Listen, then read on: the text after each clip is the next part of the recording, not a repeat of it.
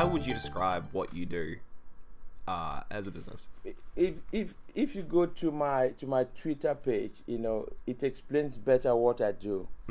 I consider myself, first of all, as a motivational speaker and life coach. Now, most people on YouTube don't grasp that aspect of me because I'm into these quirky videos that I do all the time. But what they don't actually realize is that I'm a world-renowned motivational speaker. I've actually published a book, titled Christian Prosperity Secrets. If you go to Amazon, you can find the book. I'm working on a second book now. The title is You Are Far Better Than You Think. Now, that's going to be the ultimate motivational book that's going to go into people's minds and actually rejig their minds and let them know that they can achieve more than they've actually settled for at the moment. Now, apart from being a motivational speaker and life coach, I am a preacher as well. I am a Christian and a Christian pastor. So I go around churches, ministering, singing worship songs, just, generally connecting people with the deity and getting them to live better lives. Now, there's other things I do, like, charity work around helping refugees, settle in the country. Of course, you know that I'm a father and a husband as well. Those are my first functions. So it's like I've got my hand in too many pies, if you like. Yeah, that's obviously very well. You do a lot more. Wow. Thank you. Yeah. Thank you. So directing. So what qualifications or degrees, education, have you received to go to be where you are now or to do what you do? Yes.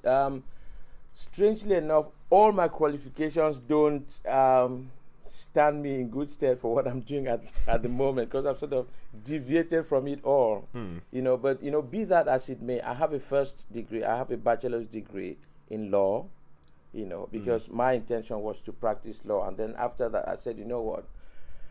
I'm not really interested in practicing law, too much hassle. And then I moved on to have a master's degree in, broadcast and media, which I think has helped me in my presentation style, the way that, how I do things on YouTube and in the media. And then after that, I shifted again to do a master's degree in business. So, I've got that bachelor's degree there in law, which I've abandoned. I've got that other degree, that master's degree in broadcast media, which I've also abandoned. And then I've got this business degree, which I've also abandoned. And then I've now done a PhD in divinity. Wow. So I'm actually doctor. Doctor I've Big actually Man got the Tyrone. title of doctor, but I don't use it because I don't want to sound pig-headed. Yeah, but there you go. Okay. There you go. Oh wow, that's a lot of degrees. Wow. It is. Wow. It is a lot. So much studying over here. Wow. That is yeah. impressive. And thank you. So with you starting on Fiverr and growing this business which you've created, so how did that all sort of begin? Now, I think it was sheer happenstance. I have to tell you, Ryan, it was sheer happenstance, because one morning in my wife's kitchen, I just woke up and said, you know what? Why don't I create a YouTube channel? I had no idea, Ryan, what I was going to set up. I had no idea at all. Now, I don't always have colds. For like 20 years, I've not had a cold. But that particular morning, I had a very severe cold. I decided to just drink some tea, groggy voice, eyes red. But I just plugged on the microphone. I said, hey, this is it. I can't even remember what I called myself then, because it wasn't yet Big Man Tyrone then. I think I used my actual name, Gordon Hurd, and I said, this is, a new channel that's going to help you make your life better. It's going to give you tips on how to make money, on how to be healthy, on how to set your goals. And I just put it out there. And the initial response was kind of mixed. People liked it, others hated it. I had trolls, challenging me. Some were telling me about my color, some about my accent, and so on. But I just kept doing it. I kept doing my videos. I kept putting them up. I did them, put them up. And then one day, I found a website called Fiverr.com. And I said, hold on. Why don't I register on this website? So I registered on this website. First of all, I was buying services. I was, commissioning services on web design and so on, because I run businesses as well. I've got my own businesses. I'm into logistics. I'm into employment. I'm into web design, marketing. I've got a slew of businesses that I run as well. But I was buying services for these businesses, and I noticed that by the end of that year, I spent about $1,000 just purchasing services. So I said, hold on a minute. Is there nothing I can do on Fiverr.com that can offset these costs? So I registered myself then as a video producer, as a video actor. Now, initially, I was getting gigs for $5, $10, $15. And I was happy because I said, you know what, it's just a few minutes work. But the work was hard because I started getting volumes and volumes. Now, there was one day ran when I came back from the court. I just gone to renew my marriage vows with my wife, and I came back feeling very happy. And there were 385 orders waiting on the Fiverr system. Yes.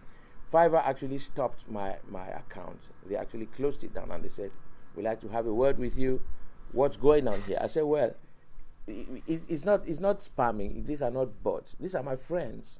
Now, what happened was that one of my videos ran on Reddit. It was a video where I had my purple hat that I just wore, and then I just said, welcome to Reddit. And I just went crazy. And that video found its way onto Reddit. And believe it or not, 500 people registered just that day, and 384 said, we have to get this guy's videos. And the rest is history. I started getting, calls from, different TV companies, some of them in New Zealand. Japanator, the Japanese magazine, online magazine, wrote a story about me. Then a Greek magazine picked it up. Then a Canadian magazine picked it up. And it just snowballed. And from then on, I started seeing people started calling me Tyrone. As you know, Tyrone is actually a derogatory name given to all black people that don't have names, or whose names we don't know. We just call them Tyrone if you look at the Urban Dictionary. But I said, what the heck? Tyrone sounds fine to me. So I rebranded myself and I called myself Big Man Tyrone. Okay. Of course, I had to be Big Man Tyrone and not just Tyrone, because we have other Tyrones on YouTube doing all sorts of things. I don't want to go there, but I just thought I'd rebrand myself differently. And then after that, I decided I would move away from the Fiverr platform slightly, because Fiverr was taking 20% of my earnings.